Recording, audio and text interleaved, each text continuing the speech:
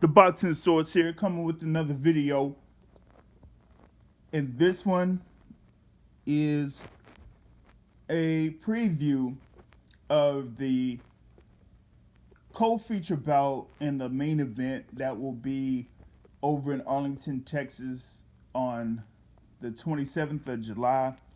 Of course, you have the unification bout, the WBC and WBO super lightweight championships on the line with Jose Ramirez going up against Maurice Hooker, and Tevin Farmer in the co-feature bout will defend his IBF super featherweight championship against Guillaume Frenois. But really want to first go into a little breakdown of that unification bout for those two super lightweight championships. You got two guys here that are undefeated. Jose Carlos Ramirez, the WBC super lightweight champion, coming in there with a record of 24-0, while you have Maurice Hooker coming in with the record of 26 wins, 0 losses, and 3 draws. These guys, recently won their world titles, with Maurice Hooker being able to defeat Terry Flanagan last year, while Jose Carlos Ramirez was able to, get the vacant WBC super lightweight championship with his unanimous decision win over Amir Imam, last year as well. So,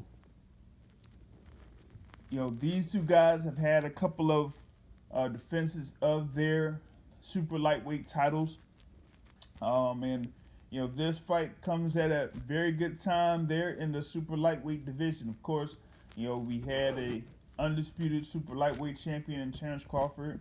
He did move up to the welterweight division, which split up the championships, and by virtue of the World Boxing Super Series, and now this fight coming up here, you're going to have two unification bouts, but with Ramirez and Hooker going up against each other on the 27th, that's going to be one bout that we're going to be looking forward to, while we also have later on down the line Regis Prograis versus Josh Taylor. So seems like we have pretty much a final four of sorts in the super lightweight division. Hopefully the winners of those two fights will fight each other down the line to have another undisputed super lightweight championship. But first, we're going to break down this thing here between Maurice Hooker and Jose Carlos Ramirez. First with Ramirez, since he won the title against Amir Imam, he was able to get wins over Antonio Roscoe and Jose Cepeda. And he had those two fights there over in California, pretty much in his home area, pretty much in his backyard. So he was able to perform in front of his fans there over in California. Did get 2 decision wins, with his last fight against Jose Cepeda being a majority decision win. It was a fairly difficult bout for him, but he was still able to come out of there with the majority decision win. And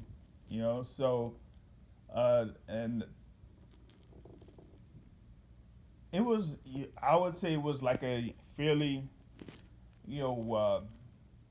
fairly action-packed fight of sorts, there for Ramirez, but, he was able to, pull out that particular fight there against Jose Cepeda to set him up to have this unification bout. And on the flip side, with Maurice Hooker, he did have his fight against Alex Cicero in November of last year, which was a pretty good back and forth fight there.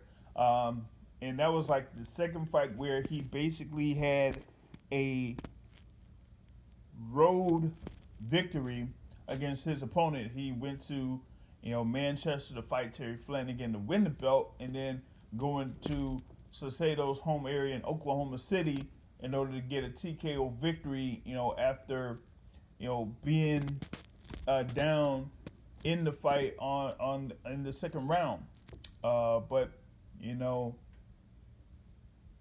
still with that second round knockdown, he was able to get up and eventually defeat Alex Salcedo within 7 rounds. And then after that, he had a fight against Miguel Espierre and was able to get a unanimous decision victory there. So you got Maurice Hooker there, 5'11" with the 80-inch reach, and Jose Ramirez with the 72-inch reach at 5'10". The thing with Maurice Hooker is that he had been struggling before he was a world title contender, but he was able to, I would say, get his bearings up and being able to adjust and show that he is the better fighter against his opponents. And I think he's kind of like honed into what he is in reference to being a guy there at 5'11" at super lightweight. That could give a good number of fighters problems there. But in this particular matchup here with Jose Carlos Ramirez, he's fighting somebody that's pretty much around his same height. So that's something that he's going to be dealing with Ramirez, a gritty, tough guy that'll be right there in front of you if need be. So I would kind of like say that with Hooker, he would probably would have to use his reach to his advantage and kind of like pump his jab to kind of like throw off the pace of Ramirez or throw off the momentum of Ramirez that he'll probably be going right at Maurice Hooker, trying to move in close, and then work inside, work the body, try to get in with hooks and uppercuts there to try to break down Maurice Hooker. But Hooker would have to, use his length and his reach there in order to stop that momentum and make Jose Ramirez reset. But it's going to be I'd say it's going to be an interesting, fairly close bout, though. I don't really see if Hooker is going to be using that reach early on in the fight. He'll probably do that later in the fight after about the first few rounds. He'll get his bearings in, have his composure up by the third round, and then eventually get the better of Jose Ramirez there to, I would say, get a decision victory and win the WBC version of the super lightweight championship to add to that WBO championship in hand. Jose Carlos Ramirez, his first loss of his professional career. Now, going into that co-feature bout, you have Tevin Farmer there going up against Guillaume Frenois. This one is kind of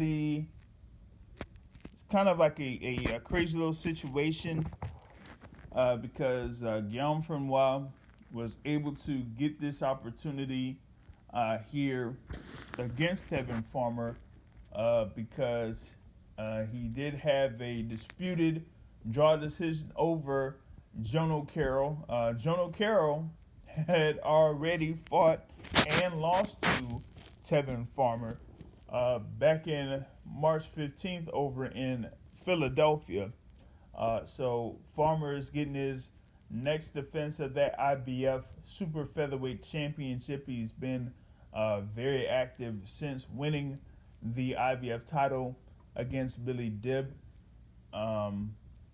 last year. So here it looks like he's getting another shot here against Frenois, and I would kind of like see that Tevin Farmer wants to be impressive here in this particular bout, because also on the same night there's going to be another super featherweight champion that will be in action, and I'll do a quick breakdown of that fight in another video.